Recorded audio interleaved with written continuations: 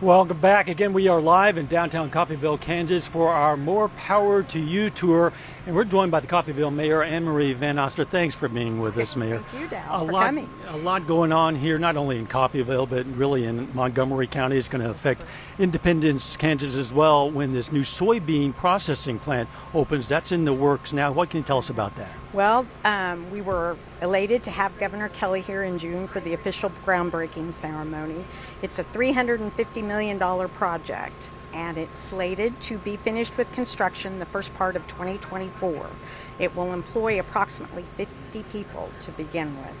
More later maybe, but that's the potential. And obviously something like this, when it comes in, a huge plant like this has a big economic impact not only on the employees of the plant, right, but on the surrounding community, the retail businesses, the agriculture community, the transportation businesses. Yes. So all of that will benefit.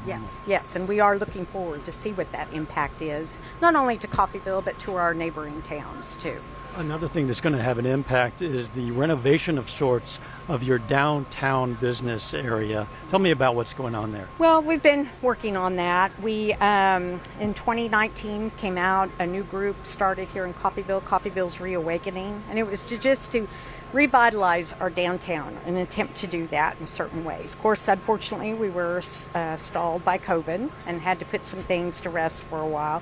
But we've come back pretty strong, and our goal is to revitalize the downtown as much as possible. We realize we have challenges ahead, but the group is pretty worked up about working with the city of Coffeyville and with the chamber and some other entities on making this happen. Were those businesses badly impacted by COVID?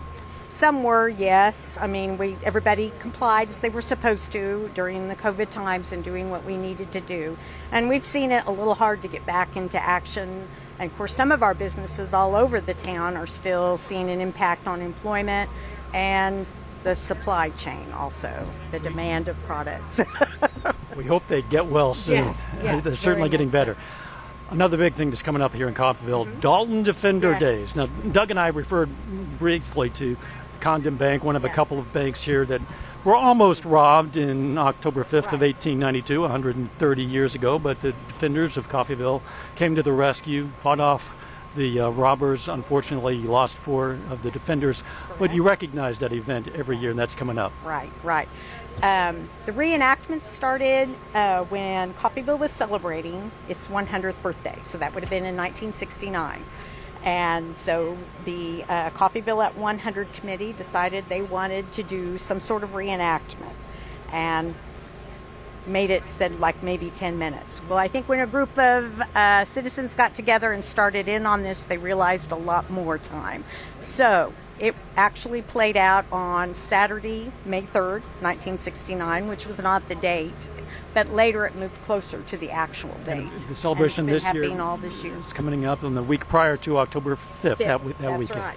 Thank you so much, Mayor. Thank you. Thank you, Dal. A little bit later, we're going to speak to the Coffeyville High School head football coach to preview the upcoming season.